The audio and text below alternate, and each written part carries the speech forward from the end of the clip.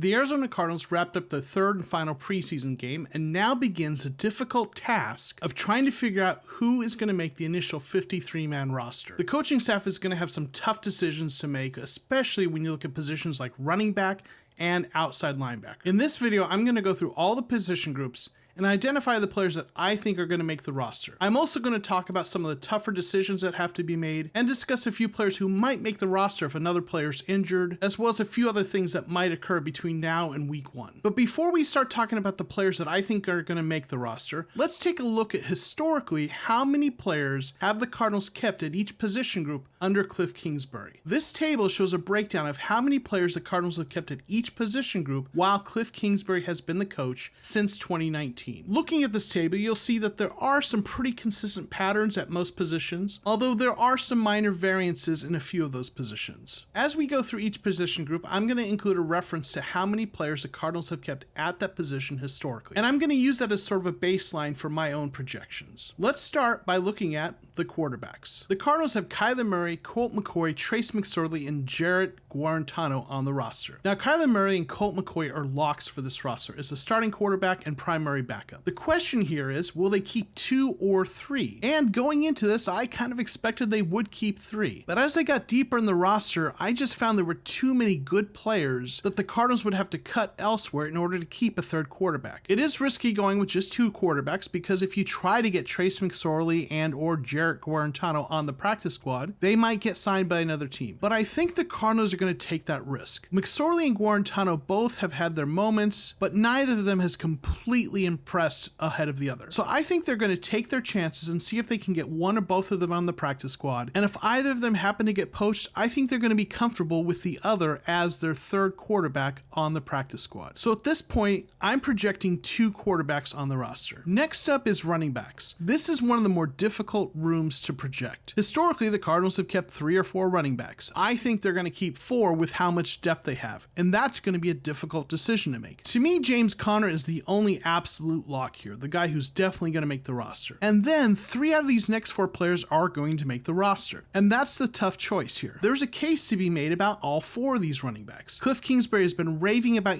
Benjamin, and he's had his moments where he looked really good in the preseason. Jonathan Ward has been a key special teams contributor and has been with the team for a few years, and he looked really good in the preseason. Jarrell Williams is a veteran who they brought in to try to replace Chase Edmonds' production, and it is worth noting that his contract is fully guaranteed, although it's not a huge contract. Finally, Keontae Ingram is a promising rookie that they drafted in the 6th round this year, and I think they'd want to keep him as someone they're going to develop into a future starter. For my projections, I went ahead and kept Benjamin, Jonathan Ward, and Keontae Ingram. This was a really tough call, and I don't really feel terribly confident in this, but if all other things are equal, I think they're going to go with the younger players who have more future potential. But if any one of these running backs is injured going into week 1, then Jarrell Williams could end up being on the roster as that player is out with an injury. Next up is tight ends. Now, the Cardinals historically have kept 2 to 3 tight ends. I do think they're going to keep at least 3 tight ends on the initial 53-man roster, and those are Zach Ertz, Max Williams, and Trey McBride. However, Max Williams is recovering from an injury, and if for any reason he isn't ready to go at the start of the season, then I think Steven Anderson would be the next man on the roster. As much as fans love Bernard Seikovits and he's made some good progress in his development, the Cardinals still have the opportunity to use a practice squad exemption from the international program, and I think ultimately he is going to end up on the practice squad again this year. Next position is wide receiver. Now, the Cardinals have historically kept 6 or 7 players at this position, and I would expect them to keep 6 this year. Now, as we know, DeAndre Hopkins is going to miss the first 6 games with the suspension, so he doesn't count against these numbers for now, at least. And I have Marquise Brown, AJ Green, and Rondale Moore as the surefire locks to make the roster. Beyond that, I have Antoine Wesley, Andy Isabella, and Greg Dortch as the next 3 receivers to make the roster. Isabella and Dortch in particular looked fantastic during the preseason, and I think they have earned themselves a spot on this roster. It is worth noting, however, that Antoine Wesley is recovering from an injury, and there have been rumors that Andy Isabella has been drawing trade interest. And if those rumors are true, then his performance in the 3rd preseason game just added to that. If Wesley Wesley isn't healthy to start the season, or Andy Isabel gets traded, the Cardinals could have another spot available for a receiver. Based on what I saw during the preseason, I don't know that any of these remaining receivers have made a firm case that they would be that next man up. In fact, if the Cardinals do have another spot for a receiver on this roster because Isabel gets traded or Wesley's injured, I think it's more likely they sign someone who's cut from another team. Next is offensive line. Historically, the Cardinals have kept between 9 and 11 offensive linemen, and with some of the offensive linemen banged up, it's hard to know who's going to be ready to go at week 1. With that said, at this point, I have DJ Humphries, Rodney Hudson, Justin Pugh, Kelvin Beachum,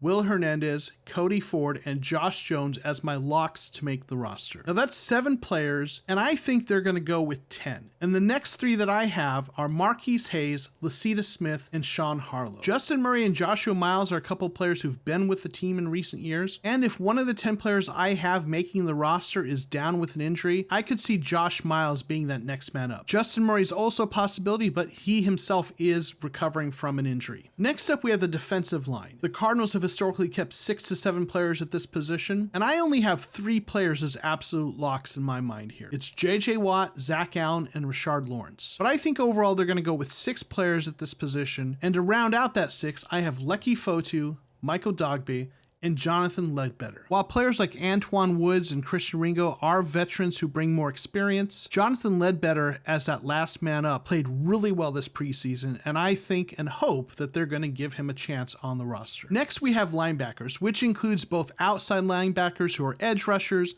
and those inside linebackers. Historically, the Cardinals have kept a combined 9 to 10 players at linebacker. But this year, because there's so much depth at this position and some young players I think they want to keep around, I'm actually going to have them going with 11 linebackers. The players I have as locks are Marcus Golden, Devin Kennard, Dennis Gardick, Cameron Thomas, Majai Sanders, and Victor Dimukeje. Golden, Kennard, Gardick, and Dimukeje have all played exceptionally well in the preseason. And while Cameron Thomas has struggled, they're going to keep that third rounder on the roster. If they try to cut him and get him to the practice squad, he would get poached very quickly. Majai Sanders has played well enough to earn a spot, and obviously he is also a third rounder. For the inside linebackers, I have Isaiah Simmons, Zaven Collins, and Nick Vigil as the locks. Now this is where it gets tough. Tanner Vallejo, Ezekiel Turner, and Joe Walker have all been on the Cardinals roster in recent years, and Ben Neiman is an experienced veteran who brings something in special teams. Then you have the Cardinals draft pick Jesse Luketa and Chandler Wooten, an undrafted free agent who has looked really good in the preseason. In the end,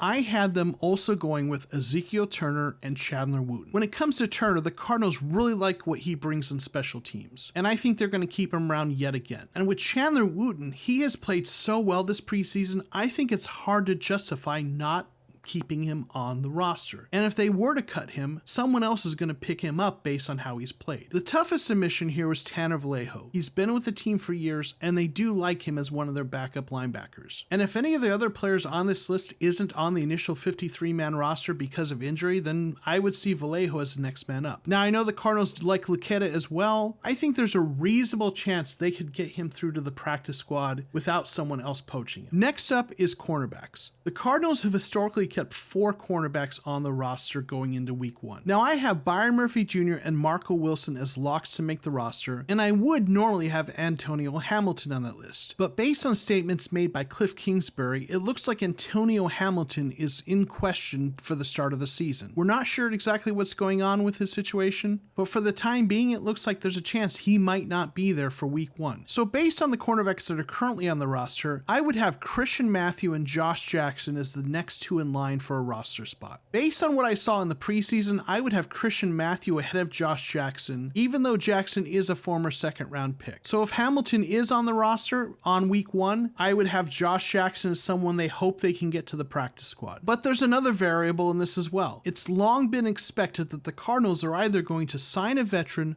or trade for a veteran cornerback. And based on what we've seen this preseason, I think there's a good likelihood that does happen. So that week 1 cornerback room might be Byron Murphy Jr., Marco Wilson, a veteran who's not yet part of the Cardinals roster, and Christian Matthew. But based on the players they currently have, this is how I have it lined up right now. Next up is safety. Now historically, the Cardinals have kept 4 to 5 safeties on the roster. It is worth noting that with Isaiah Simmons' versatility and that they are having him play play all over the field, including safety sometimes, that the Cardinals might not need to keep as many safeties on the roster as they normally would. And for the time being, I'm going to go with 4 safeties. Now, the 2 locks should be obvious. Budda Baker and Jalen Thompson make up arguably one of the best safety tandems in the NFL. But after that, it gets really tough to project who the next 2 safeties would be. Deonte Thompson's been with the team for 3 seasons and has historically been their primary backup safety. James Wiggins is a second-year player who they drafted because they thought he could be an ace gunner on special teams. Charles Washington is a veteran who himself has been an outstanding special teams player throughout his career. An undrafted rookie, Tay Daly, has been one of the better players for the Cardinals during the preseason. He's been really impressive. I really wrestled with this, and to be honest, I don't feel terribly confident in who I picked for these last 2 spots, but I went with Deonte Thompson and James Wiggins. Tay Daly outplayed Thompson, and he's going to get a spot at least on a practice squad somewhere, hopefully here. But I have a feeling they're going to keep Thompson because of his experience, even if he did get outplayed in the preseason. Now, to be quite frank, James Wiggins really struggled in the preseason, at least in terms of playing safety. But I think the Cardinals are going to keep him as that gunner on special teams. But again, I don't have a great deal of confidence in these last 2 picks. It's going to be really interesting to see how it plays out when the Cardinals make those final cuts. Last up, we have special teams. This one is easy. Matt Prater, Andy Lee, Aaron Brewer, they're all going to make the roster. Now, I know Matt Prater has struggled this preseason, missing a couple kicks, and I know a lot of fans are concerned about that.